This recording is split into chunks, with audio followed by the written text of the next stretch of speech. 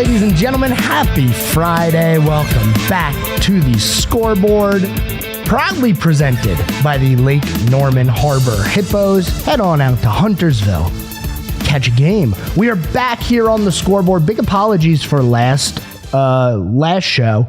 I had pre-recorded a show for you guys, and there were some technical difficulties to where I wasn't able to get that out for you, and I do apologize. But we're back this week. We're feeling good. We got a lot to talk about. Man, I was going to tell you guys all about this collusion that was going on in the NFL with the NFLPA and owners, and apparently a few owners that colluded with each other to keep contracts from going crazy, and the NFL telling owners, hey, maybe you shouldn't do this. I'm still working on some information on that because more things are coming out. I don't want to get too far into that story today, but we will probably next week have a deep dive into this NFL collusion case and what the collusion exactly is. The NFL also has some other news. There's a lot going on, but before we get into it, welcome to the Scoreboard. Happy Friday, everyone. This episode has been recorded earlier in the day, so as always, the disclaimer that I use, if some of the information sounds like it is old, it isn't old for when I'm recording this, if it makes sense to you. But we are going to talk about the NFL a little bit today. We're going to get into NASCAR. The Cup Series was at Chicago. Lots of controversy at that race. And it has nothing to do with the on-track product, solely has to do with NASCAR and their officiating, which seems normal at this point. It seems like every time we go to a road course or have something weird happen, there's comments and concerns about the officiating. I think the biggest thing we can do to stop these concerns is stop wrecking with 2 laps to go. I know, I get it. I know. It was a joke. So we'll talk a little NASCAR today. We'll update you on the Major League Baseball season as we are getting into those dog days of summer, middle of July here, getting into August. When we look at the standings, all teams are well past the halfway point in the season now. So we got a little bit of a clearer picture. Remember last time we talked? Well, you didn't hear the last time we talked. There were a lot of ties and divisions with the AL East. Not anymore. In a week, that has kind of gone away. So we'll talk a little bit about the MLB today, and we'll get into some other stories in sports that I'd like to chat about. But let's start with this NFLPA, NFL investment story. The NFLPA, the NFL Players Association, that's what PA is. The executive director, Lloyd Howell Jr., is working as a paid part-time consultant for the Carlyle Group, which is one of the select group of league-approved private equity firms now seeking minority ownership in NFL franchises. He's been working with the firm since March of 2023, which was 3 months before he was hired as the NFLPA executive director. Now, last August, the NFL named 3 private equity firms as a group of firms that could seek to invest in minority ownership in these franchises. The stake that they can invest cannot exceed 10%. Well, now that all of this collusion is happening and people are worried about guaranteed contracts and the inflation of guaranteed contracts and owners colluding with each other and the NFL having their hand in the pot, which is happening. That is happening as part of the story that we'll talk about next week. Well, now there's concern over Howell and his involvement with this private equity firm. There are critics and lawyers saying that it's a conflict of interest, which I guess I kind of understand. But this is a ongoing thing. It has to do with contracts, and it kind of stems off of that. But this is more of equity firms being able to invest in NFL teams. No more than 10%. They can't have controlling ownership. They can't even have a significant portion of the team. Just 10%.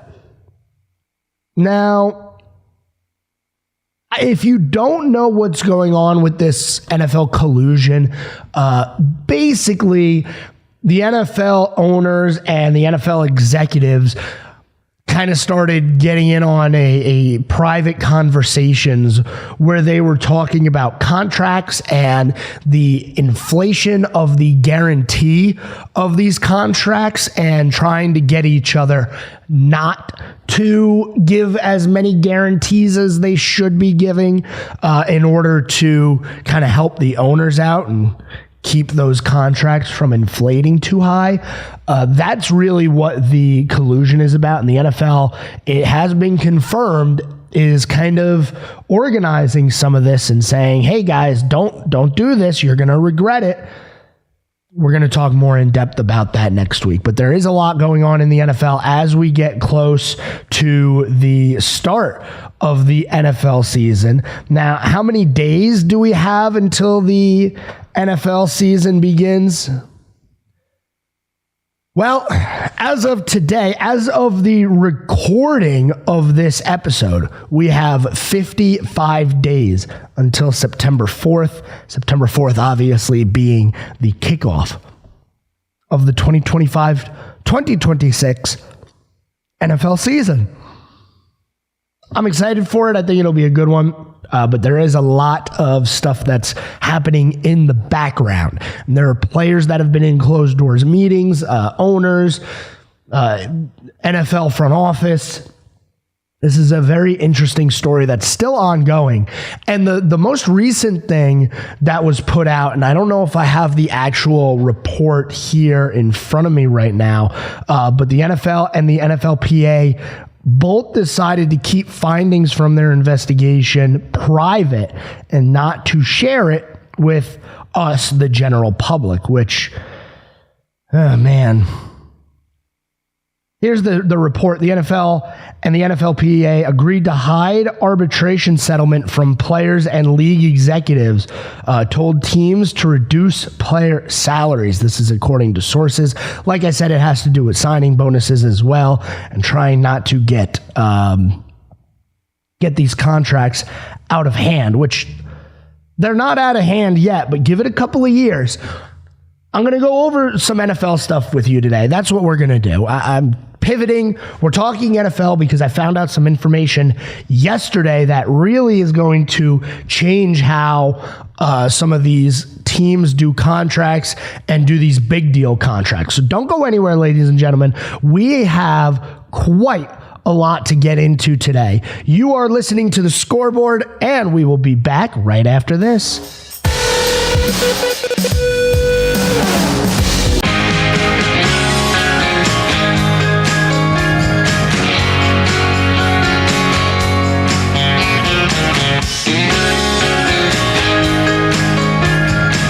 Welcome back. Segment 2 here on The Scoreboard on this beautiful Friday. No phone calls today. We were recorded earlier in the day. And The Scoreboard proudly presented by the Lake Norman Harbor Hippos. Head on out to Huntersville. Check out a game. They're a lot of fun. We're going to talk a little bit about the Lake Norman Harbor Hippos later in the show. But right now, I'm kind of pivoting on what I had planned to talk about and what we're actually going to talk about. And you do have to excuse me. I seem to have developed the hiccups while recording the show. It seems to always happen in this studio when I'm recording early. Oh, well. So, as I said before we went to the commercial break, the NFLPA and the NFL agreed to keep the collusion findings secret. Here are the details on the collusion. And this comes from when a couple of weeks ago, Pablo Torre, if you're not familiar with Pablo Torre, he is a podcaster. He's been on First Take, I believe. Around the Horn is the show that he was on. That's the one where they you get points for having a good answer. Now, Pablo Torre has a podcast called Pablo Torre Finds Out. And what happened was there was a confidentiality agreement. So the confidentiality agreement had kept details of the 61-page ruling a secret until 2 weeks ago when Pablo Torre Finds Out podcast published the document and created a stir amongst the union members. What was found out in this 61-page ruling that was tried to be kept secret is owners and the NFL colluded together to try to keep contracts from inflating as much as they have. So the arbitration case that is being talked about centered on discussion among league executives and owners after the Cleveland Browns signed Deshaun Watson to that $230 million contract, which was completely guaranteed. And then whether the talks affected negotiations with Kyler Murray, Lamar Jackson, and Russell Wilson. None of those three signed guaranteed deals. And if you remember, man, the Lamar Jackson conversation dragged out. That contract was brutal. The conversations were brutal. And eventually it got signed, but it wasn't a fully guaranteed deal. Now, this was talked about at the time. Oh, we have a $230 fully guaranteed contract. Is this going to become the new norm? Are we going to see more fully guaranteed contracts like that? And then Kyler Murray, Russell Wilson, they did not get fully guaranteed contracts. Well, we are now finding out that behind closed doors, there were conversations between the NFL and owners saying, yo, stop. What do you do? Do not do this. And we've seen it in some of the statements made by the Haslams, which is the owners of the Cleveland Browns, saying that they regret signing Deshaun Watson to this $230 million fully guaranteed deal. Now, they probably regret it for reasons other than messing up the flow of how things work in the NFL. But not only that, but the play of Deshaun Watson has been terrible ever since something came out about the way he has been acting. Now, the union decided or declined to answer questions Wednesday about why the decision to appeal took nearly 6 months, under which the CBA will be heard by a panel of 3 arbitrators. Nobody is commenting on this. Now, there's a little bit of an interesting thing that I don't think people have been talking about all that much when it comes to contracts. And one of the things that you've seen happening a lot lately is a team announcing a 5-year, $200 million contract, but it's really only a 2-year deal.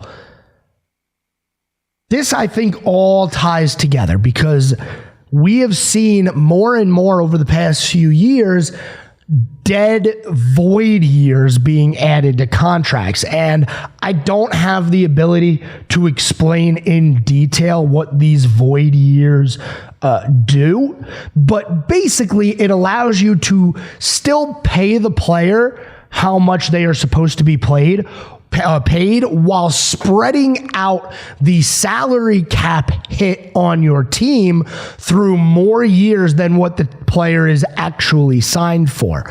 Now, the Eagles are the biggest the biggest users of this system right now, of the void year system. They have a ton of players that are signed to massive deals that have 2 or 3 void years attached to them. Basically, what that allows them to do is just spread out the cap hit. Now, eventually, at the end of the cap, or at the end of the void years, all that cap hits at once, unless you extend the player, obviously. And that's what the Eagles are doing. And I found this out the other day, and I find it very interesting when we talk about contracts and the inflation of these contracts and guarantees and signing bonuses. The Jalen Hurts contract is so interesting because he does not have like a contract. It's very minimal how much he is making in contract. He's making all his money in signing bonuses. And they're able to give him that money that he owes, that they owe him, but they're pushing the effect of the cap farther out by using those void years. And I know I'm not doing a good job of explaining this. Basically, what it comes down to is this. And I found this out, and I find it very interesting that nobody is considering this as part of the collusion to keep contracts down. A lot of the Eagles' void years end in 2029, and one of them being Jalen Hurts, who's going to have a $90 million cap hit in 2029, Saquon Barkley, some of their other higher paid players all have void years with the contract void years ending in 2029. Why 2029? Well, this is because at that point in 2029, the NFL can opt out of their current media right deal. Why is that important? Well, that means that Fox, CBS, ESPN, ABC, whoever wants a piece of this pie has to go back to the negotiating table and come up with new terms of a broadcasting deal. Well, every time the NFL has negotiated a new broadcasting deal, the salary cap has increased significantly, mostly because they're getting more money. Well, if the salary cap increases significantly in 2029 and 2030, then the void years and the massive cap hits that the Eagles are going to be suffering then aren't really going to matter, because the cap is going to be raised so much. I saw something that said the salary cap by 2031 could be $400 million per team. Per team. $400 million. There's 32 franchises in the NFL. That means all the franchises completely would have the ability to spend $12 billion on their players combined. So a $93 million cap hit, it's not going to matter that much. At least not immediately, because they'll still have their core players while the salary cap increase. The dead cap will cover that increase. They don't really have to worry until the next time that they go through this void year dead cap. This is one way that they're trying to keep the salary cap, or that teams are working the salary cap. But it's also another way that they're trying to keep these contracts from inflating so much, is adding a lot of signing bonus and a lot of void years. The owner of the Eagles had to sell stock in the team in order to cover these ridiculous contracts. And you look at it and you see how many big contracts they've signed. You say, how do you fit it under the salary cap? They stretch it out. So the salary cap is not really what the average annual value of the contract is. You understand? Just a little bit of another twist on this NFL collusion. The findings, we don't know exactly what the findings are here. It's interesting. It's definitely an interesting situation. We're going to go to our next commercial break here. We are going to now move on from the NFL. This is just something that's been going on over the past couple of weeks that I really haven't spent all that much time on, that I thought maybe you guys would have a little bit of interest in. So don't go anywhere, ladies and gentlemen. We will be right back here on the Scoreboard. Back after this.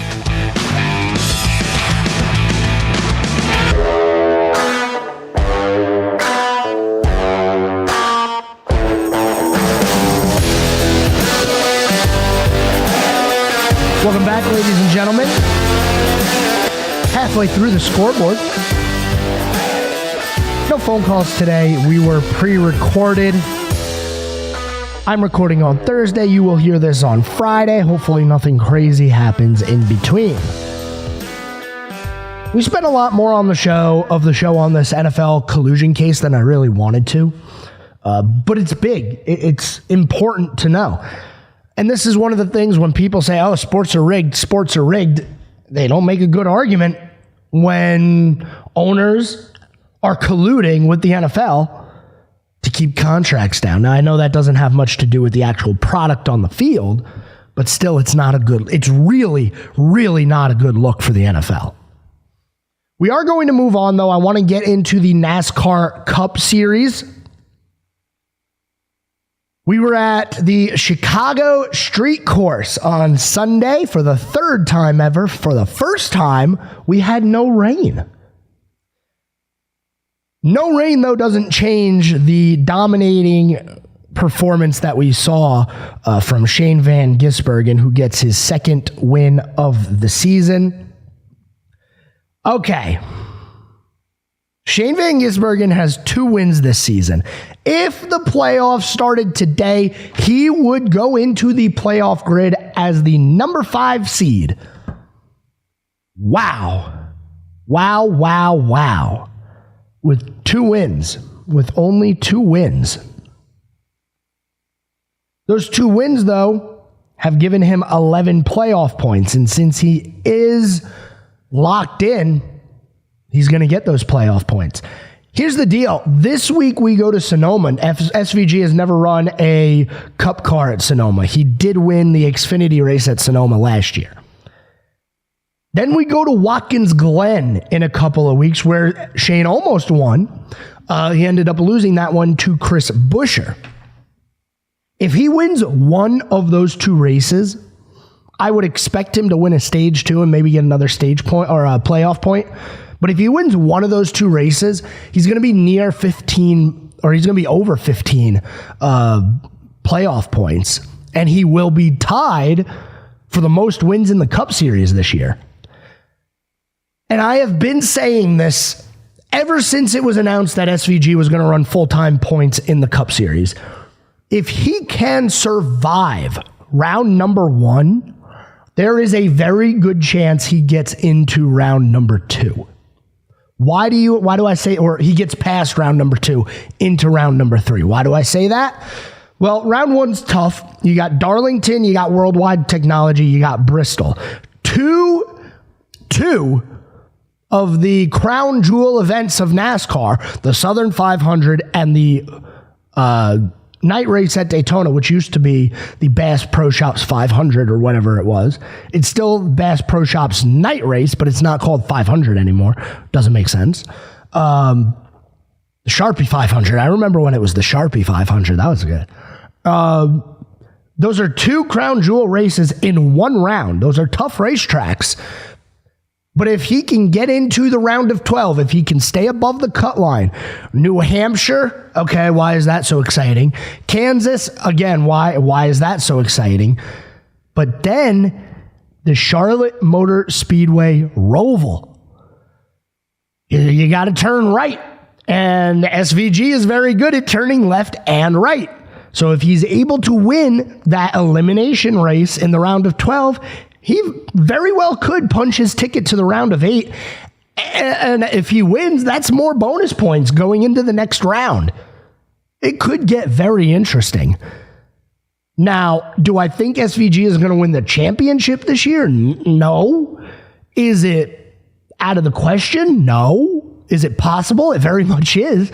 I mean, look at Joey Logano last year. He stunk all year. Won a single race, got himself into the playoffs, survived through the playoff, won a race at Atlanta to push himself through, and then showed up at Phoenix. SVG can do something like that. I'm not saying it's out of the question, but it's going to be tough. So Shane Van Gisbergen wins at the Chicago Street Course. The full race results, Ty Gibbs second, Tyler Reddick third, Denny Hamlin fourth, and Kyle Busch made his way back up to fifth. The fastest lap was not Shane Van Gisbergen. It was actually Tyler Reddick with a minute 30:09. There were only a few race cars that were able to hit a 1 minute and 30 second lap.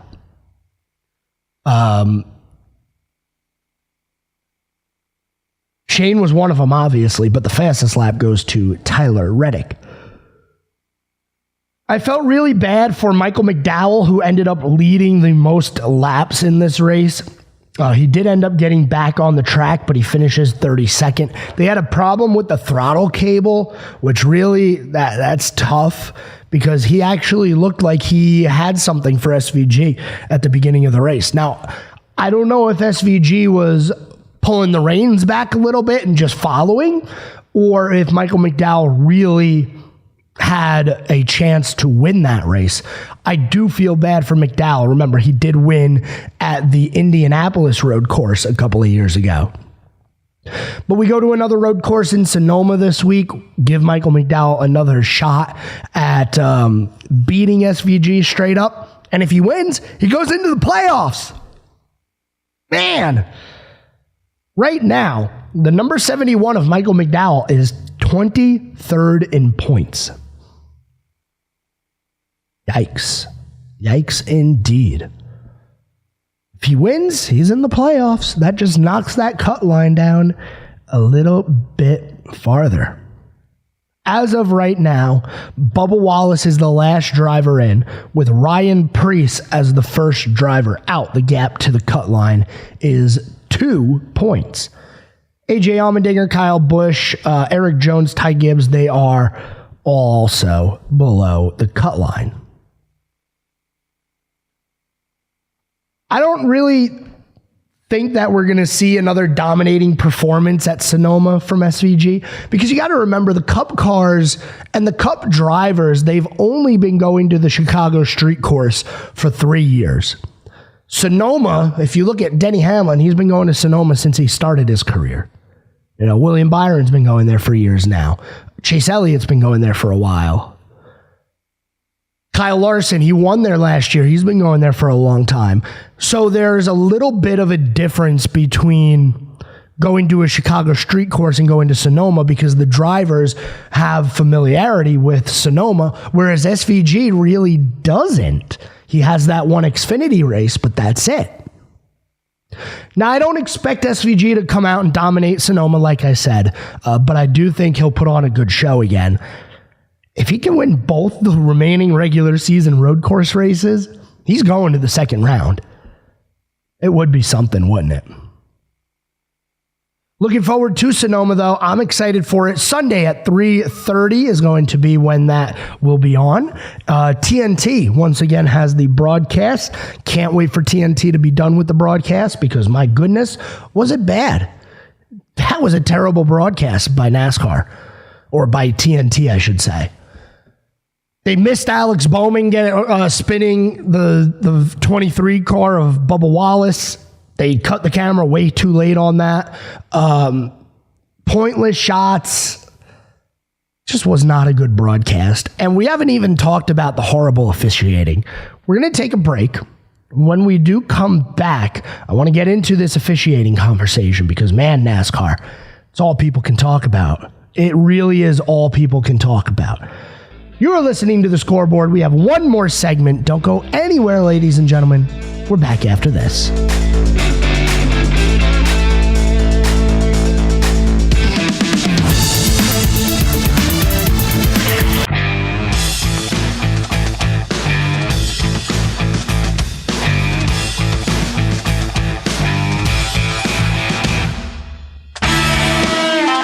Final segment here on The Scoreboard. No phone calls today. As a reminder, this episode was recorded earlier in the day. Actually, the day before you're hearing it, so hopefully none of the information is too old for you. But we're still here. We're still chatting about things going on. And I want to talk about something that already happened. I want to talk about the NASCAR Cup Series race at the Chicago street course and the terrible officiating that we saw. So on the 2-to-go lap, Cody Ware lost his brakes and went head on at 90 plus miles an hour into a wall with tire barrier. NASCAR waited over a minute to throw the caution. Immediately after he hit, Cody Ware radioed back to his team, need help. That was a hard hit. And if you saw the video from the spectator that was in that area, don't watch the onboard. Watch the onboard if you want, but watch the one from the spectator. It'll really give you a sense of how much speed he went into that wall with. NASCAR waited to throw the caution. And maybe it was because it was the 2-to-go lap. Maybe it's because there was rain and fog moving in. Maybe they just wanted to see if he would get going again. But they waited, and they waited, and they waited.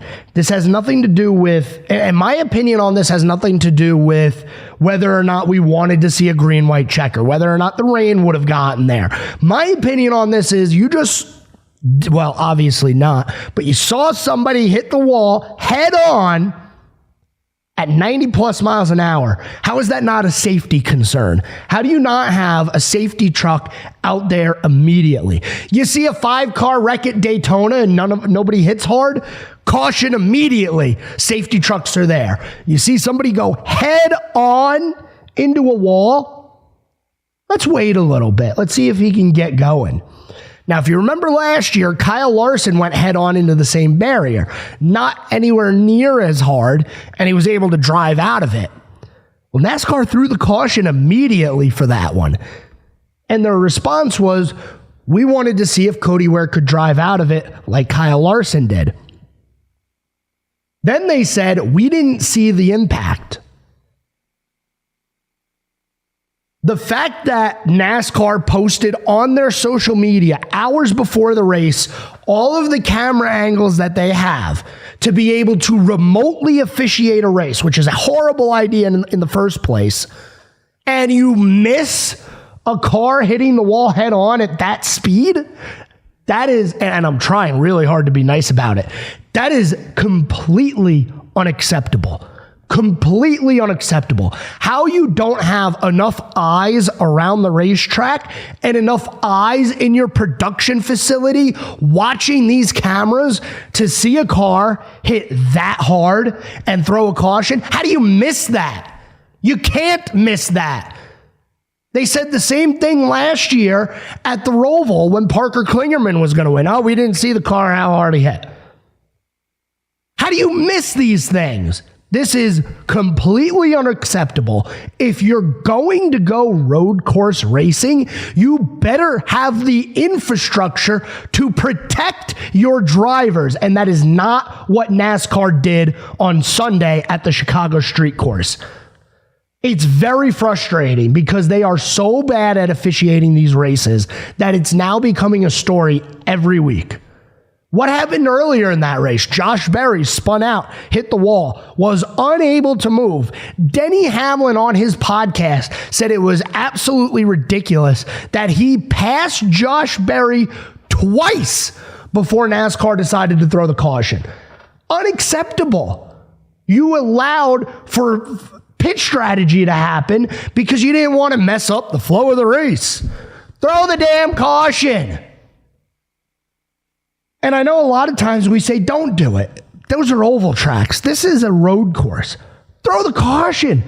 How do you miss a car hit that hard? How do you not see somebody sitting driver's side to traffic for over a minute and a half and not throw the caution? It's frustrating and it needs to be fixed. And if you're NASCAR, figure it out. This is unacceptable. Somebody is going to get hurt because of your officiating, not because of the cars, because somebody's going to be hurt in the race car and they're going to wait 2 minutes to throw a caution to get any kind of help to the driver. It's ridiculous and it's frustrating. I love NASCAR. I think it's great. But my God, can they get it together, please? Every single week now with you guys. every week. And then you wonder why people stop watching. It's because you can't figure it out. I want to move on from this. I'm already angry enough as it is because that was one of the worst officiating decisions I've ever seen NASCAR make. And they have made some really, really poor officiating decisions. It's bad. Thankfully, Cody Ware is okay. He is okay. He's a little sore, they said, but I believe he should be racing at Sonoma this coming Sunday, which is really all that I'm worried about right now. But my God, NASCAR, figure it out. Sonoma's going to be a little different. The site is much better. You can see a lot more, and it's a normal, I'm going to quote-unquote normal race for NASCAR with a lot more runoff and a lot more room for cars to crash if they miss a corner. But my goodness, that was bad. That was terrible. Who cares if the caution ends up bringing out a green-white checker? There was a caution. There's a car that lost his brakes in the tires, unable to move, and the driver is asking for help, and you don't throw the caution and get help to him. How do you miss this stuff? How do you not hear all driver communications? How do you not have a set of eyes on every single camera? How do you not have an official at the racetrack in every single corner looking for stuff like this? Because I promise you, if there was an official right next to where that wreck happens, he would have been saying, throw the caution right now. I don't care what the situation is. We got to get help to this guy. I hope they fix it. They're thinking about going to San Diego to do another street race. You better figure it out before you go there. Somebody is going to get hurt. I want to move on from this now and talk about, as we do every single day here on the Scoreboard, some things that happened on this day in sports history. 2022, Novak Djokovic wins his fourth straight Wimbledon and and a record equaling seventh overall Wimbledon title. Novak Djokovic, 2022. Man, remember this? Remember when Kawhi signed with the Clippers? 3 years, $103 million. That was this year, back in 2019. Let's see. The 2007 All-Star Game. The American League wins in San Francisco at AT&T Park 5-4. That was a good All-Star game. Let's see. What else? We got a few others here. Let's talk about some cricket. Yeah. Richard Haldy.